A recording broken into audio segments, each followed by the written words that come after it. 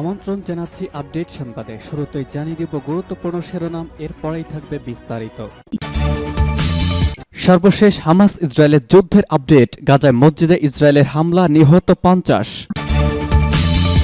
এবার পাল্টা প্রতিশোধ, হামাসের চেয়ারম্যান হানিয়ার বাড়িতে বোমা হামলা। গাজা ইসরায়েলি সেনাদের মৃতের সংখ্যা 50 থেকে 51-তে ছাড়ালো।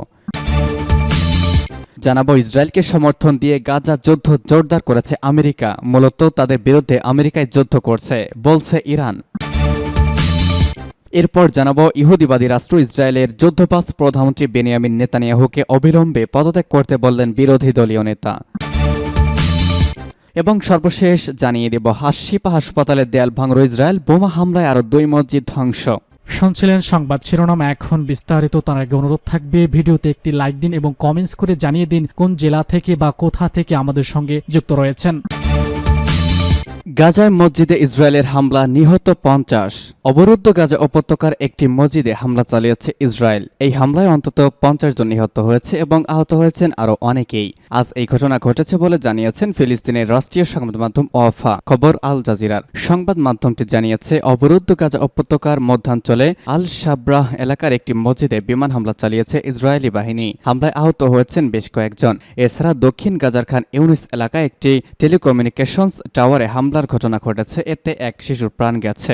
চলমান সংঘাতের সূত্রপাত গত 7 অক্টোবর। ওই দিন ইসরায়েলি ভূখণ্ডে হামলা চালিয়েছে ফিলিস্তিনের স্বাধীনতাকামী সংগঠন হামাস। এর পরপরই গাজায় পাল্টা হামলা শুরু করে ইসরায়েলি বাহিনী। গাজা উপত্যকায় 1 মাসের বেশি সময় ধরে নির্বিচারে হামলা চালানো হচ্ছে। হামলায় 11,500-এর বেশি ফিলিস্তিনি প্রাণ হারিয়েছেন, নিহতদের বেশিরভাগই নারী ও শিশু।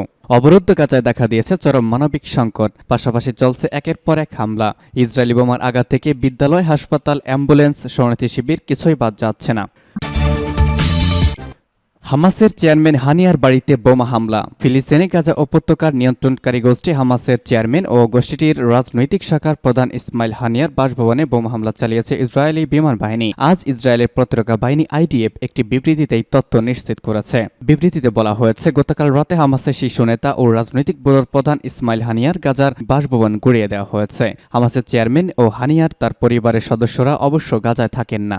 গত বেশ কয়েক বছর ধরেই কাতারে বসবাস করছেন হানিয়া। তবে তার গাজার বাসভবনটি হামাসের জ্যেষ্ঠ নেতা ও কমান্ডাররা বৈঠক ও বিভিন্ন সাংগঠনিক প্রয়োজনে ব্যবহার করতেন বলে দাবি করেছে আইডিএফ। একই সময় হামাসের নৌবাহিনীর সরঞ্জাম ও অস্ত্রের একটি মজুতও ধ্বংস করা হয়েছে বলে বিবৃতিতে উল্লেখ করা হয়েছে। এই প্রসঙ্গে আইডিএফ বলেছে, হামাসের নৌবাহিনীর একটি অস্ত্র ও সরঞ্জামের মজুতও ধ্বংস করা হয়েছে গতকাল রাতের অভিযানে।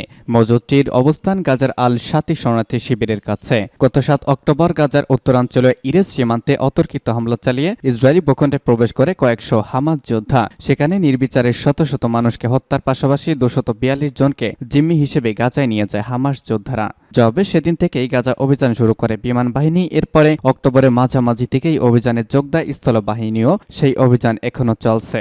হামাস যোদ্ধাদের হামলায় ইসরায়েলি নিহত হয়েছিলেন প্রায় 1400 ইসরায়েলি এবং অন্যান্য দেশের নাগরিকও। অন্যদিকে ইসরায়েলি বাহিনীর অভিযানে গাজায় নিহতের সংখ্যা ছাড়িয়েছে 11,500 জনে। সূত্র দ্য গার্ডিয়ান এবং আল আরাবিয়ার। গাজা ইসরায়েলি সেনাদের মৃতের সংখ্যা ছাড়ালো 50। ইসরায়েলি সেনাবাহিনী আজ জানিয়েছে, ফিলিস্তিনের গাজা উপত্যকায় স্থল অভিযানে অংশ নেওয়া আরও 2 সেনা নিহত হয়েছেন। নতুন করে আরও 2 জন নিহত হওয়ার মাধ্যমে গাজা ইসরায়েলি মৃত সেনাদের সংখ্যা দাঁড়িয়েছে 50 ছাড়িয়ে 51 জনে পৌঁছিয়েছে।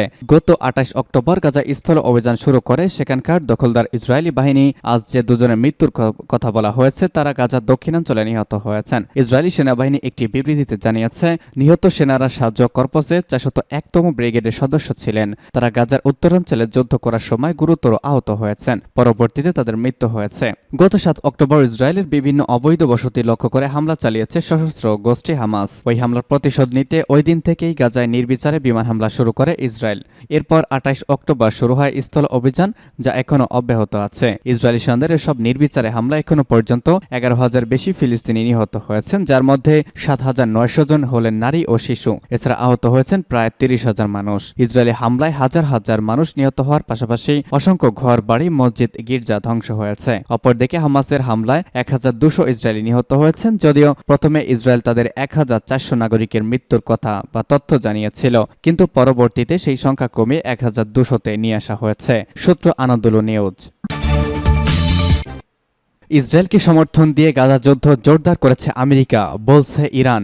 ইসলামী প্রজাতন্ত্র ইরানের পররাষ্ট্রমন্ত্রী হুসেইন আমির আবদুল্লাহিয়ান বলেছেন, ফিলিস্তিনি অবরুদ্ধ গাজা উপত্যকার ওপর ইহুদিবাদী ইসরায়েলের চালানো বর্বর আগ্রাসন ও গণহত্যার প্রতি সমর্থন দিয়ে আমেরিকা এই যুদ্ধকে বাড়িয়ে তুলেছে। গতকাল জেনেভায় আন্তর্জাতিক রেড ক্রস কমিটির সভাপতি মির্জানা ইসপলজারিক ইগোরের সঙ্গে বৈঠকে একথা বলেছেন ইরানি পররাষ্ট্রমন্ত্রী।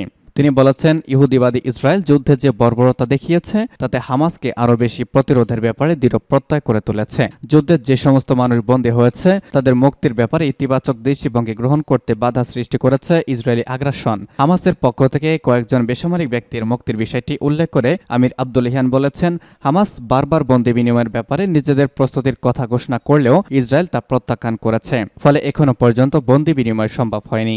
রেড ক্রস কমিটির সভাপতিকে আমির আবদুল্লাহিয়ান বলেছেন, ফিলিস্তিনের সংগঠনগুলো যে লড়াই করছে তা মূলত মুক্তির লড়াই। বৈঠকে রেড ক্রসের প্রধান এই সংস্থার প্রতি আস্থা রাখার জন্য ধন্যবাদ জানিয়েছেন। গাজা পরিস্থিতিতে নিজেদের উদ্বেগের কথা জানিয়ে বলেছেন, তারা এই পরিস্থিতিতে চলমান সংঘাতে নিরপেক্ষ থাকার এবং মানবিক দায়িত্ব পালনের চেষ্টা করেছেন। মির্জানা বলেছেন, বিদ্যমান পরিস্থিতিতে গাজার জনদুর্ভোগ নিরসনের জন্য আন্তর্জাতিক রেড ক্রস কমিটি সর্বাত্মক চেষ্টা চালাচ্ছে। সূত্র জানাচ্ছে পার্স টুডে। নেতানিয়াহুকে অবিলম্বে পদত্যাগ করতে বললেন বিরোধী দলীয় নেতা। ইসরায়েলি বিরোধী দলীয় নেতা ইয়ার লাপিদ প্রধানমন্ত্রী বেনিয়ামিন নেতানিয়াহুকে অবিলম্বে পদত্যাগের আহ্বান জানিয়েছেন। তিনি মনে করেন, ইসরায়েল ফিলিস্তিন সংঘাত শেষ হওয়ার জন্য অপেক্ষা না করে নেতানিয়াহুর উচিত দ্রুত পদত্যাগ করা। গতকাল ইসরায়েলের সংবাদ মাধ্যম IN12-কে দেওয়া এক সাক্ষাৎকারে লাপিদ একথা বলেছেন, অবিলম্বে নেতানিয়াহুর বিদায় নেওয়া উচিত, আমাদের পরিবর্তন প্রয়োজন। বিরোধী দলের এই নেতা আরও বলেছেন, জনগণের আস্থা হারানো কোনো প্রধানমন্ত্রীর অধীনে ইসরায়েল দীর্ঘমেয়াদে যুদ্ধ চালিয়ে যেতে পারে না। গত 7 অক্টোবর ইসরায়েলে হামাসের হামলা 4 দিন পর যুদ্ধকালীন জরুরি সরকার গঠনের ব্যাপারে নেতানিয়াহু ও বিরোধী দলের নেতা বেনি গান্টজের মধ্যে সমঝোতা হয়েছিল। ল্যাপিড বলেছেন, ওই সমঝোতার সঙ্গে তিনি যুক্ত ছিলেন না। ইসরায়েলের গত বছর নির্বাচনের মধ্য দিয়ে নেতানিয়াহুর নতুন মেয়াদে ক্ষমতায় ফেরার আগে দেশটির জোট সরকারের নেতৃত্বে ছিলেন লাপিদ। 7 অক্টোবর ইসরায়েল ফিলিস্তিন সংঘাত শুরুর পর এবারই প্রথম তিনি নেতানিয়াহুর পদত্যাগের দাবি জানালেন। IN12-কে দেওয়া সাক্ষাৎকারে লাপিড ইসরায়েলের আগাম নির্বাচনের দাবি জানাননি, তিনি চান পার্লামেন্টে আস্থা ভোট হোক। এর মধ্য দিয়ে নেতানিয়াহুর লিকুদ পার্টির অন্য কোনো সদস্যদের নেতৃত্বে নতুন একটি সরকার গঠন করা হোক। তবে টেলিগ্রাম পোস্টে দেওয়া একটি বিবৃতিতে লিকুদ পার্টি বিরোধী নেতা লাপিদের প্রস্তাব প্রত্যাখ্যান করেছে। বিবৃতিতে বলা হয়েছে, যুদ্ধকালে এমন প্রস্তাব দেওয়াটা লজ্জাজনক। এবং সর্বশেষ জানিয়ে দেব, আশ-শিফা হাসপাতালের দেয়াল ভাঙল ইসরায়েল, বোমা হামলায় আরও 2 মসজিদ ধ্বংস। অবরুদ্ধ গাজা উপত্যকায় ইসরায়েলি বাহিনীর পাশবিক বোমা হামলা অব্যাহত রয়েছে। একই সঙ্গে তাদের স্থল অভিযানও চলছে। আশ-শিফা হাসপাতালে এখনও অবস্থান করছে দখলদার বাহিনী। হাসপাতালের ভেতরে ট্যাঙ্ক ও বোল্ডোজার দিয়ে গেছে তারা। এরই মধ্যে হাসপাতালে একটি দেওয়াল ভেঙে ফেলা হয়েছে। ডাক্তার ও রোগীদের জোরপূর্বক জিজ্ঞাসাবাদ করেছে ইসরায়েলি সেনারা। গতকাল মধ্যরাতে হাসপাতালটিতে ঢুকে অভিযান শুরু করেছে দখলদার বাহিনী। এর আগে মঙ্গলবার রাতেও হাসপাতালটিতে ঢুকে অভিযান শুরু করে দিয়েছিল। হাসপাতালটির ভেতরে রোগী, স্বাস্থ্যকর্মী এবং বেসামরিক নাগরিক মিলিয়ে কয়েক হাজার মানুষ আটকে পড়েছে। কেউ বের হলেই তাদেরকে গুলি করা হচ্ছে। আশ-শিফা হাসপাতালের নিচে হামাসের কমান্ড সেন্টার রয়েছে বলে ইসরায়েল এতদিন যে দাবি করেছিল তা মিথ্যা প্রমাণিত হয়েছে। হাসপাতালে কোনো কিছুর অস্তিত্ব পায়নি তারা, সেখানে অস্ত্র পাওয়া গেছে বলে ইসরায়েল যে দাবি করেছে তা প্রত্যাখ্যান করেছে গাজায় ক্ষমতাসীন দল হামাস। তারা বলেছে এটা ইসরায়েলের সাজানো নাটক। হামাসের আগেও বলেছে, জাতিসংঘের নিরপেক্ষ প্রতিনিধি দল এসে এখানে তদন্ত চালিয়ে যেতে পারে, এখানে সামরিক কোনো তৎপরতা নেই। এদিকে গাজার মসজিদগুলোর ওপর হামলা অব্যাহত রেখেছে ইসরায়েলি বাহিনী। নতুন করে আরও 2টি মসজিদে বোমা মেরে ধ্বংস করে দিয়েছে ধর্ম ও মানবতার শত্রু ইসরায়েল। গাজায় দখলদার ইসরায়েলি বিমান হামলায় পর্যন্ত 74টি মসজিদ পুরোপুরি ধ্বংস হয়ে গিয়েছে। এছাড়াও আরও 162টি মসজিদ আংশিক ক্ষতিগ্রস্ত হয়েছে।